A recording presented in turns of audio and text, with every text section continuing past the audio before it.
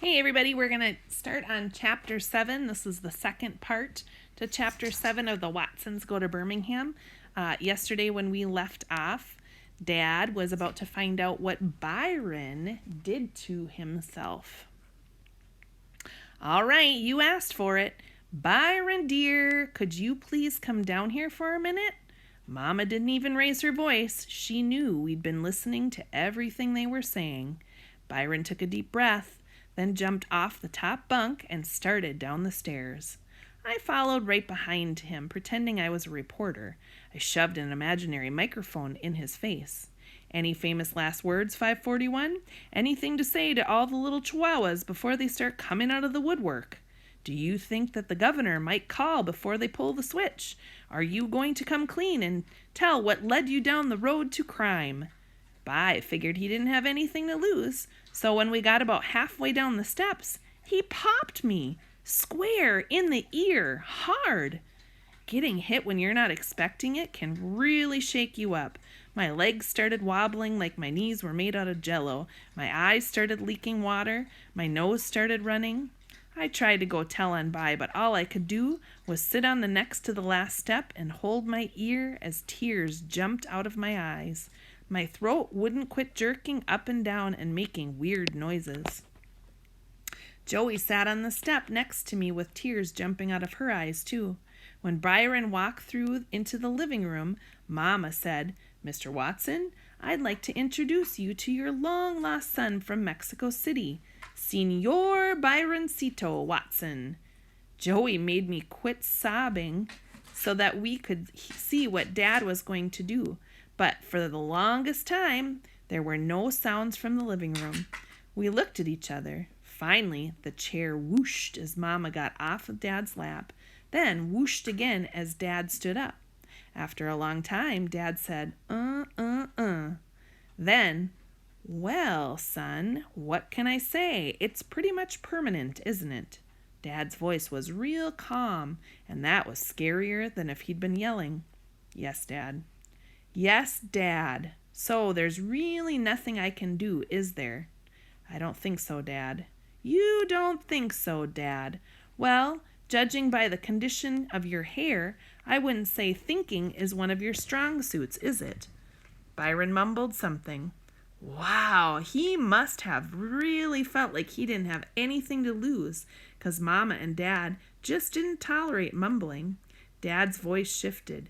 "Excuse me?" I said, "No, Dad. No, Dad." Joey started boo-hooing again whenever Dad repeated everything you said, like this was some real big trouble was about to follow. Maybe there is something that can be done about this after all. Suddenly, Dad and Byron were in the doorway leading upstairs. Dad looked surprised to see me and Joey sitting there. He smiled at us. "Hey, Kenneth. Hi, Pumpkin. Why are you two crying?" I could just point at my ear, but Joey said, "Oh, Daddy, please, what are you going to do?" "Don't worry, Joe. Everything's okay. You just wait down here." Dad and Byron disappeared into the bathroom, and the door locked behind them. Dad hadn't told me to wait downstairs, so I ran up and stood at the bathroom door, peeking through the keyhole. Someone had just stuffed some toilet paper in the hole, Someone had stuffed some toilet paper in the hole, though, so I had to drop to the floor and peek under the door to see what was going on.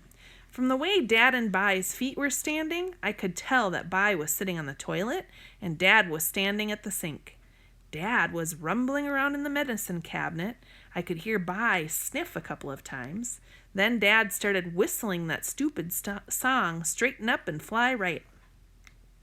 Dad's feet took the 2 steps from the sink to the toilet. Byron said, "Oh, man." I heard a choo-chicka sound, and the floor around their feet started being covered with stiff, reddish-brown, Mexican-style hair. Dad kept whistling and cutting. Choo-chicka. "Oh, man." "Hold your head still. I'd hate to take one of these ears off by mistake."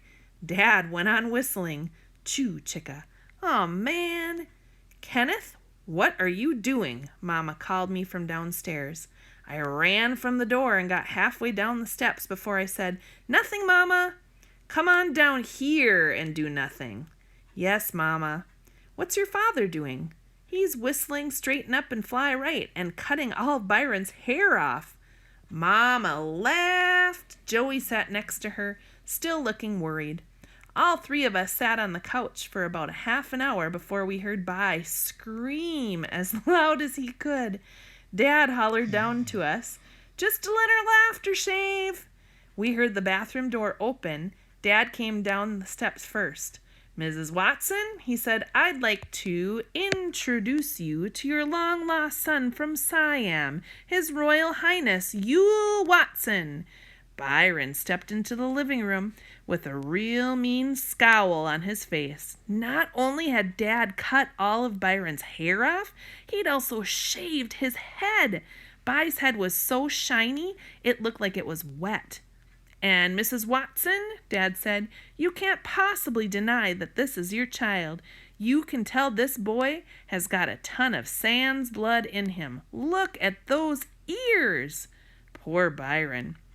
If he'd have known how far his ears stuck out to the side, I'd bet he never would have gotten that butter.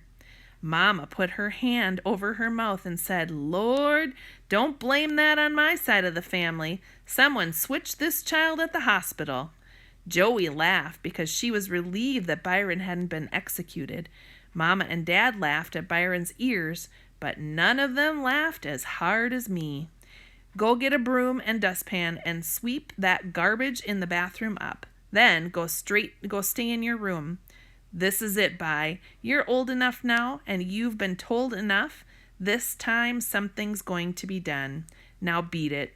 Dad's forehead was all wrinkled when he said this.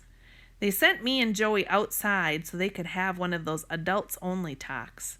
When me and Joey drifted back into the house after what seemed long enough for them to talk, Dad was on the telephone. He was holding the receiver away from his ear and making a funny face. I could hear someone yelling from the phone. Dad whispered to Mama, "Why does she think that she's got to yell into the phone for a long-distance call?" Mama slapped his arm and whispered back, "You leave my Mama alone." They were talking to Grandma Sands all the way in Alabama. Me and Joey crowded up next to them on the couch and heard Grandma Sands yell, "This is costing y'all a fortune, Daniel. Let me talk to my baby again." Dad handed the phone back to Mama, then dug his finger around in his ear like he was going deaf. Mama gave Dad a dirty look and said, "Okay, Mama, we'll be getting back with you. We love you. Bye-bye." She said this Southern style. And that was it. We thought that was the end of Byron's latest adventure until a week later when Dad brought home the Double T AB 700 in the brown bomber.